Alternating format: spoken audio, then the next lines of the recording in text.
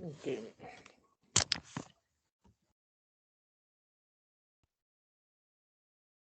In the last few lectures, we have seen about the fixed bias circuit and emitter stabilized fixed bias circuit and try to analyze that. Today we will like to discuss about this voltage divider biasing circuit.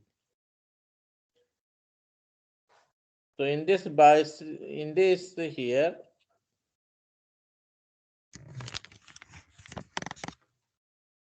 as we can see that for generating the base biasing voltage, we use a network of resistance R1 and R2, and rest of the circuit, this part is same as we have seen for the fixed bias circuit, emitter stabilized fixed bias circuit. So we can draw here for comparison purpose that how the previous circuit looks like. So in the previous circuit we were having this particular configuration.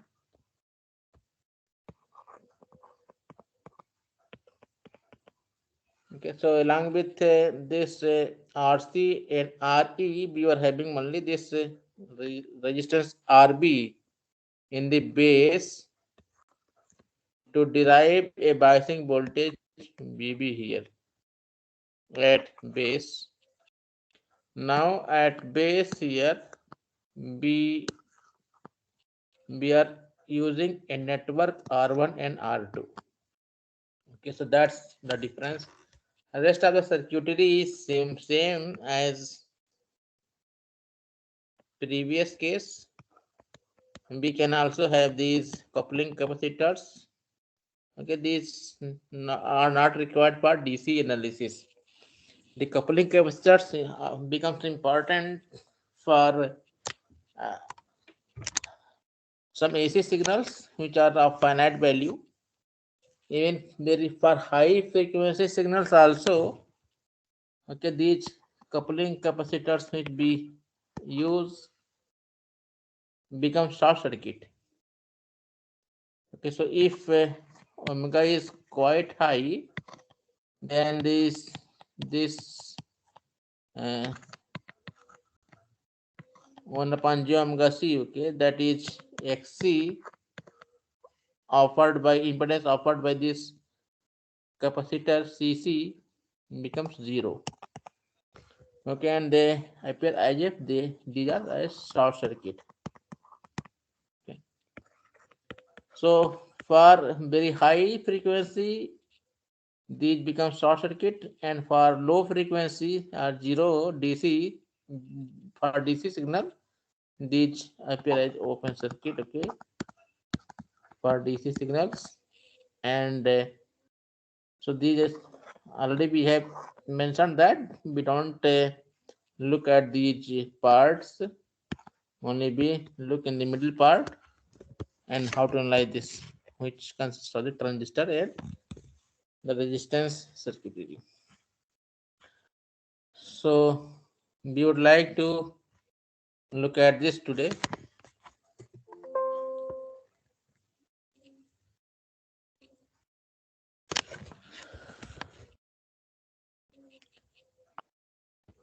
So our circuit is for today is this one.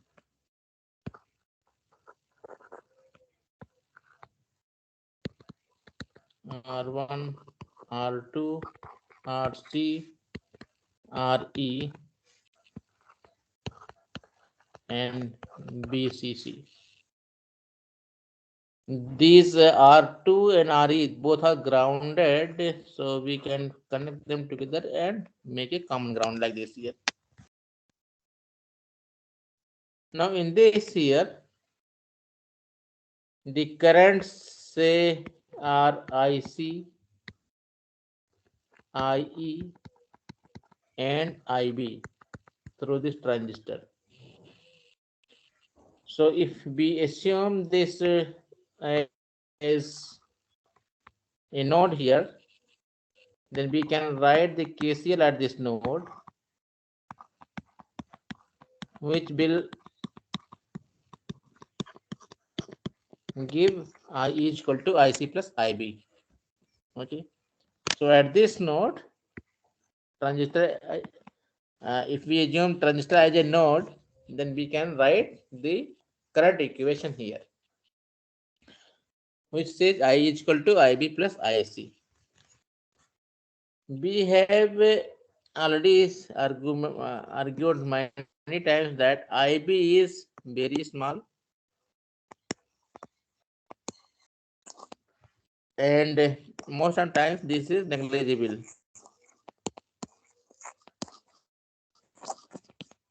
So same is the case here. For analysis purpose, we assume that IC and IE is too large as compared to this IB, and IB is actually coming through this path here. Some current has been derived from BCC through resistance R1, and from this some current is going into the transistor, and some part will be going out of this. Okay, let us say that this current is say I1 and IB is going into this transistor, and I2 current is coming out here. Here at say point B, which also happens to be the base of the transistor. So at B, if we write KCL, then what we can write here? Current I1 to be equal to current I2 plus current IB. Okay. So I1 is the total current being taken from the BCC, and a part of that is going into the base of the transistor IB, and a part is coming into the R2 to the ground. So here it is ground. So again the same thing happens here. This is very small and negligible.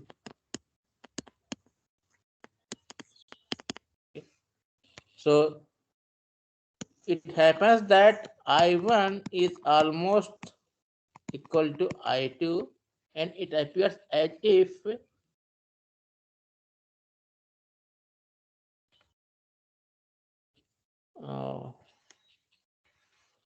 okay, so I1 and I2 are almost equal. Another thing here, for DC analysis,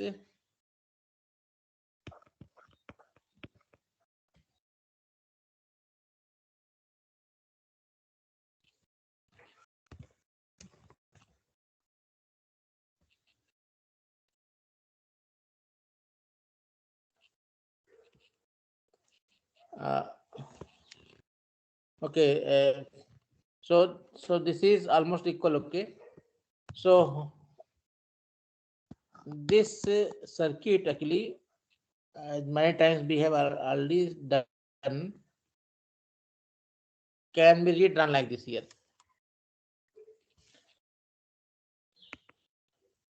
BCC is being shared by this path R1 R2 path and this RC RE path along with the transistor. So we can say that there is a BCC like this going through R1 and R2 to the ground, and here we have the transistor to this transistor RC and E are connected, and here also we have the effect of BCC like this. Okay, so this circuit, this transistor biasing circuit can be understood like this here. So because just we have argued that the same current is flowing, almost the same current is flowing here, because I1 and I2 are almost same here, because IB is negligible. This IB is negligible. So we can apply the so-called as voltage divider rule. Okay, voltage divider rule to find out the voltage here. Let us say that this voltage is VV. So what this voltage divider rule says here,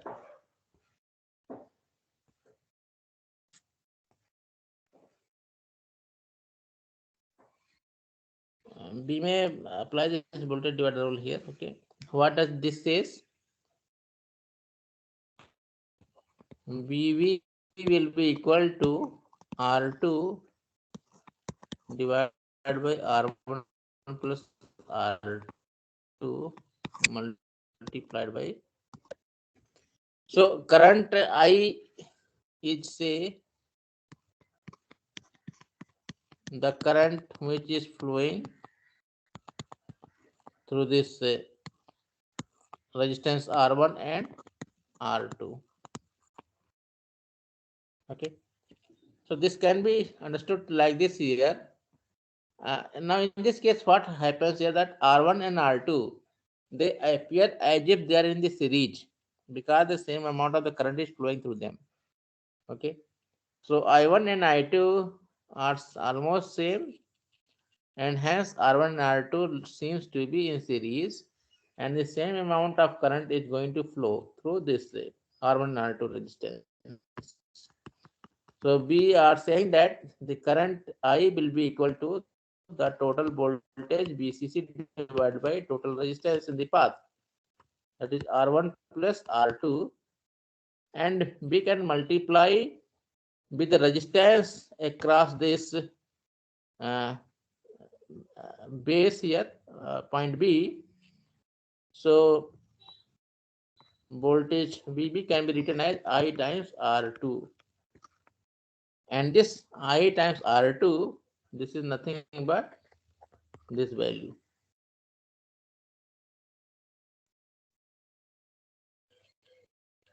I'm sorry here, I think I wrote something wrong here. This should be VCC. R2 BCC divided by R1 plus R2. It is correct here. So I, in place of I, we can write VCC upon R1 plus R2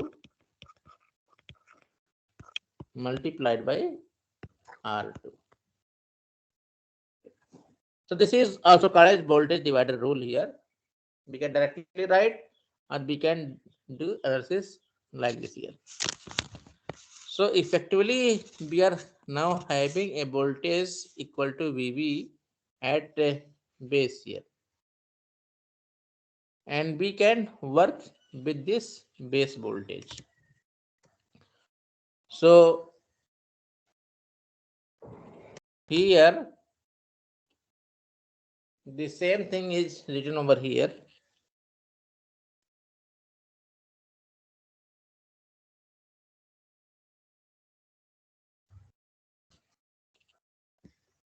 So almost same current is flowing through this R1 and R2, and through this base IB is negligible, and hence the voltage at this base B can be given to be equal to this.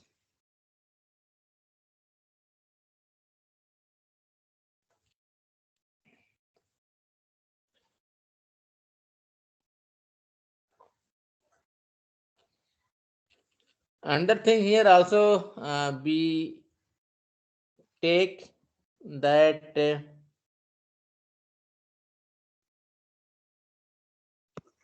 as in the previous circuit, in this uh, where it is, I think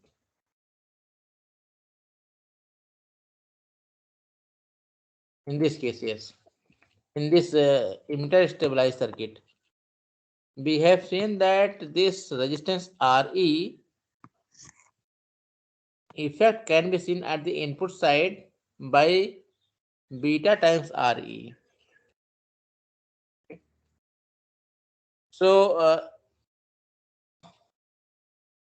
this effect, okay.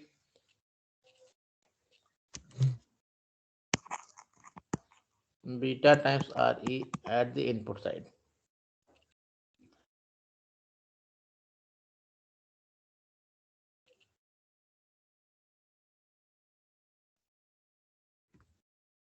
So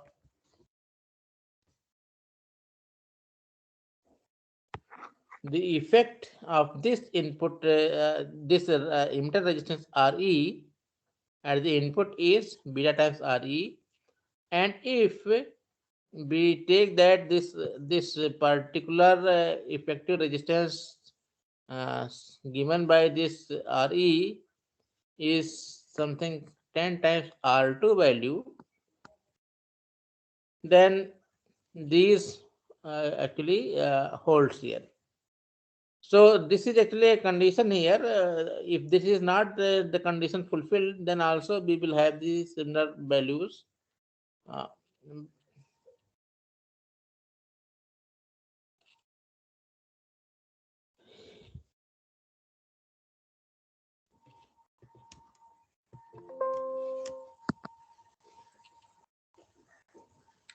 so we can now analyze this circuit here.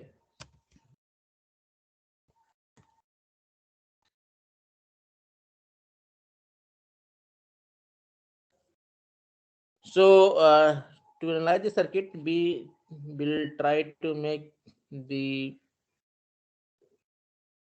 uh, the equivalent of this input circuitry and then output circuitry. So the effect, net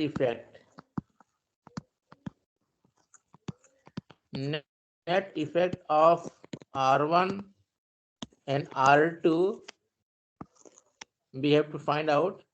So one effect we have just seen that it effectively gives a biasing voltage at base equal to R2 times BCC upon R1 plus R2.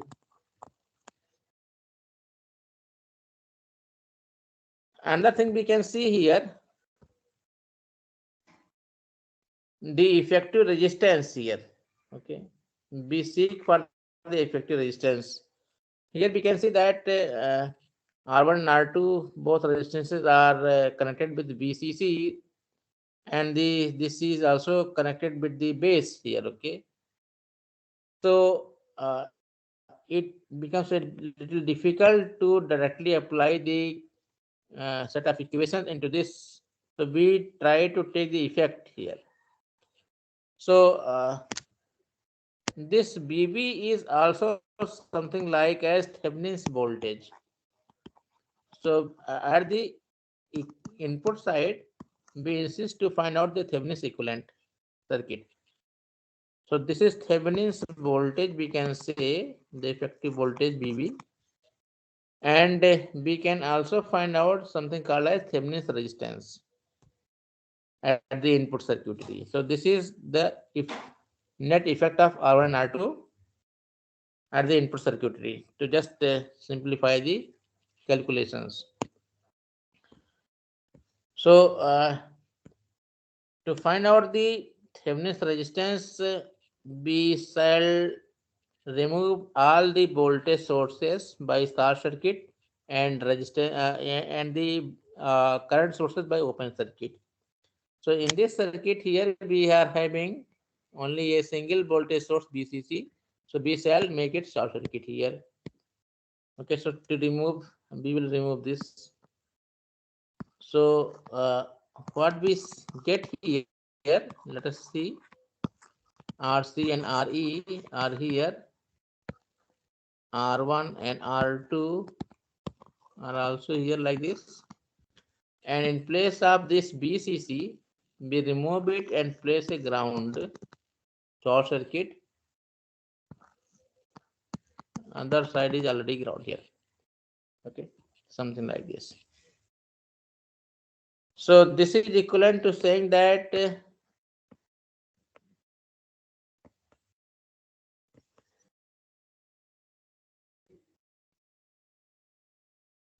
we are having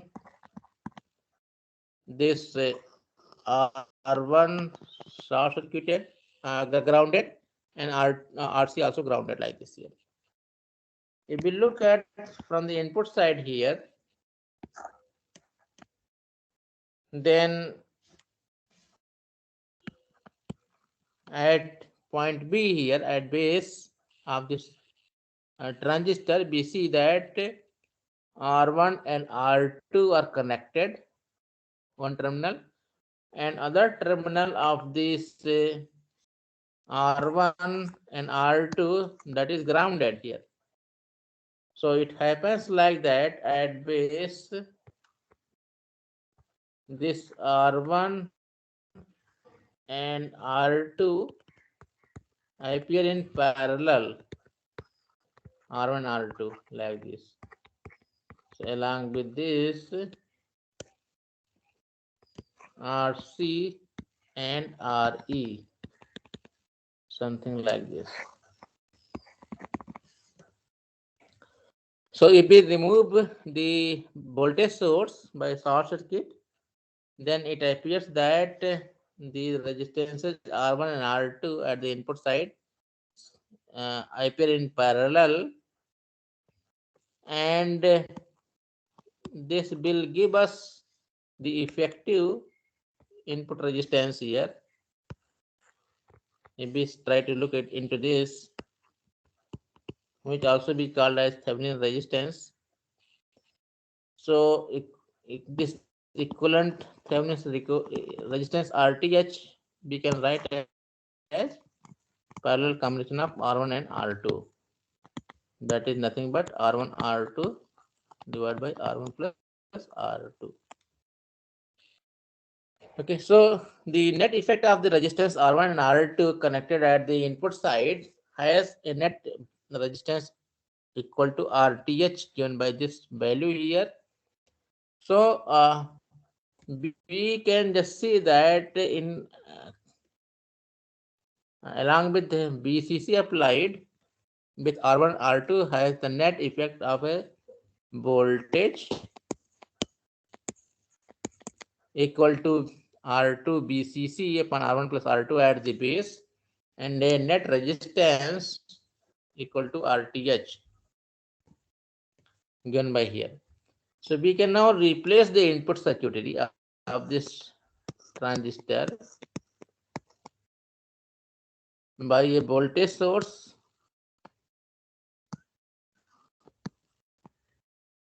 equal to VTH and resistance equal to RTH along with RE and RC.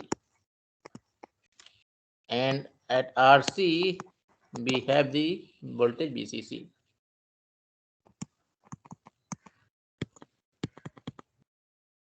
So equivalently we can have this circuitry for analysis. So a voltage source BCC connected with R1 and R2 has this effect at the input RTH BTH, and at the output circuitry we have BCC RC along with transistor and RE as shown over here. Now we can analyze this particular circuit. So we can again have two equations, one in the for the output loop and one in the input loop. So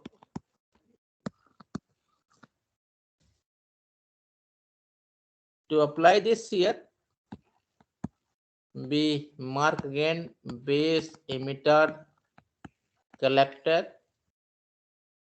Between base and emitter, let us say that voltage BBE is here, and between collector and emitter, let us say voltage BCE is there. So we can write say KBL in the loop 1.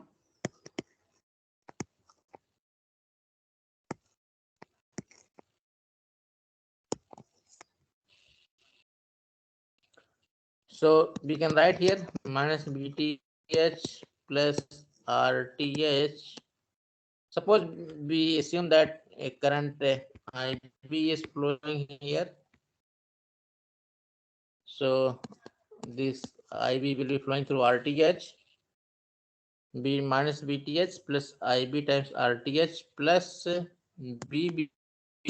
This is also a voltage drop plus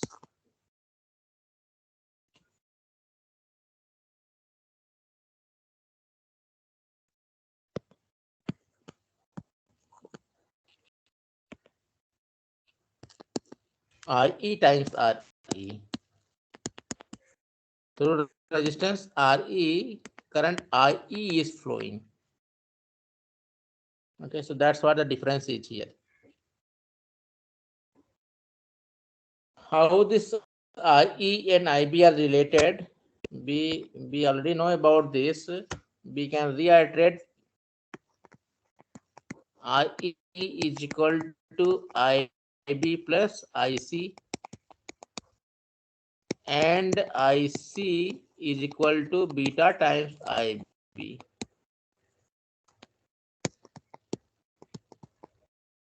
So overall this is equal to beta plus 1 times IB. Okay, so IE is equal to this much. So we can replace this IE by this value here and combine these current terms together. So IB can be taken common here, RTH plus in place of IE we will write beta plus 1 times IB times RE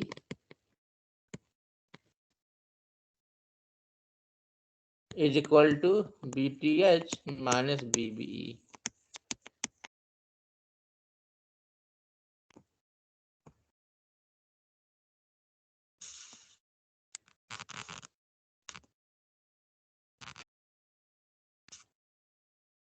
Okay, so from here we can write the equation for base current IB to be equal to BTH minus BBE divided by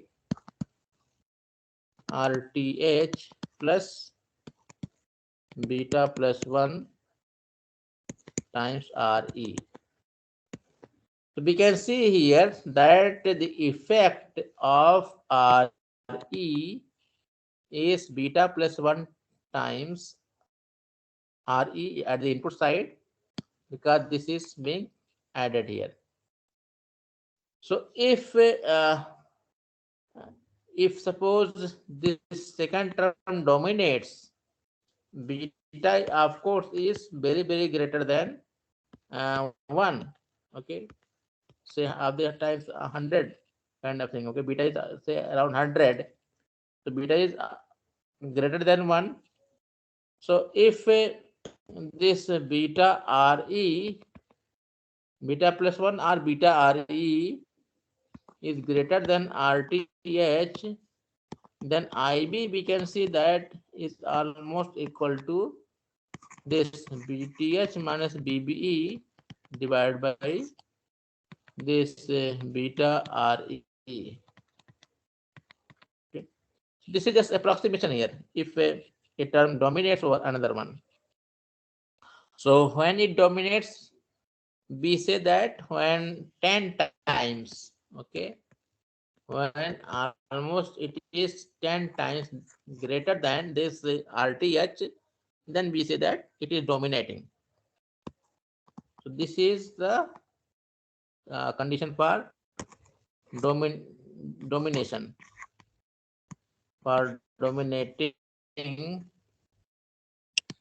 values of RE. Okay, say beta RE. So beta RE should be greater than RTS by 10 times almost to dominate, or to be able to write this particular equation. So in this way we can find out IB. Once IB is known to us, IE can be found, IC can be found, and again we can uh, write the KBL equation for this output loop to find out one more quantity required, that is BCE.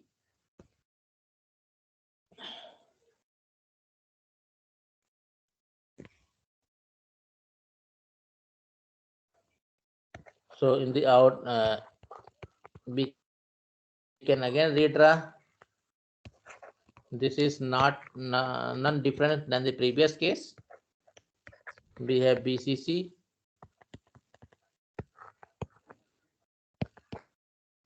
current IB is coming into here, IC current, IE current is flowing through this, BC voltage is here. We can write here BCE to be equal to BCC minus IC RC minus IE RE. Okay, so this can be written here, and already we have found IC and IE, so it is this can be found easily.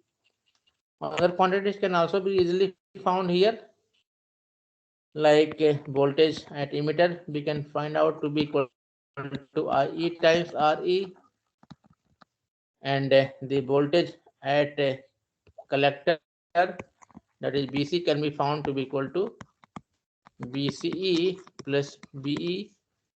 The voltage at base we can find out to be equal to BB to be equal to BBE plus BE.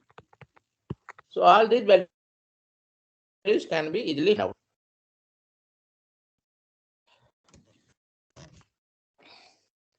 Is there any other questions? Please, is there any doubt?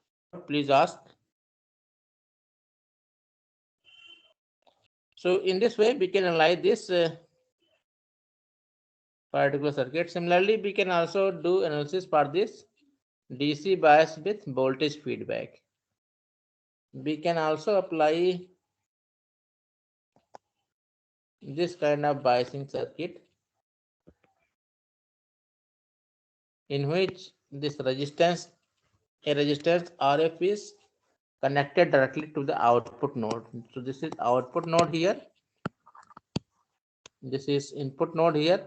So between output and input, if we connect something, a part of output is leaking to the input and being combined. So that is a kind of feedback. So this is a kind of feedback path here. Okay, so the difference here is that through RC current IC dash is flowing, and through collector and IC current is flowing. Emitter, through emitter IE current is flowing. A part of the base current is coming through this RF. So this IC dash which BC in this case is nothing but IB plus IC. We can apply the KCL at this node and see. So through RC current IE is flowing, IC dash is nothing but IE. This is nothing but IE. Okay. Through RC, RE, IE current is flowing. Through IE also this RE, IE current is flowing here, and we can analyze this circuitry accordingly. Okay, so we will have two loops here, as you can see. One loop is coming through this input loop, and another is through this we can write the KBL equations for the input loop and output loop and solve for IB, IC and IE. Also we can find out the voltage BCE, BCB and BE. All these voltages also can be found. Once we find this, we are done here. Okay, so in general we have mostly used these three biasing circuits here. Okay, fixed bias circuit without emitter stabilization, fixed bias circuit with emitter stabilization, and this voltage divider circuit. Okay, so with this we will stop here. You can do analysis of this voltage feedback network on your own, and if there is some difficulty we can discuss in the next lecture. Also you can solve some of the problems based on these discussions which has been held till today regarding the transistor circuitry. So we stop here, we will continue in the next lecture further from here. If there is any question we can discuss, else we stop here.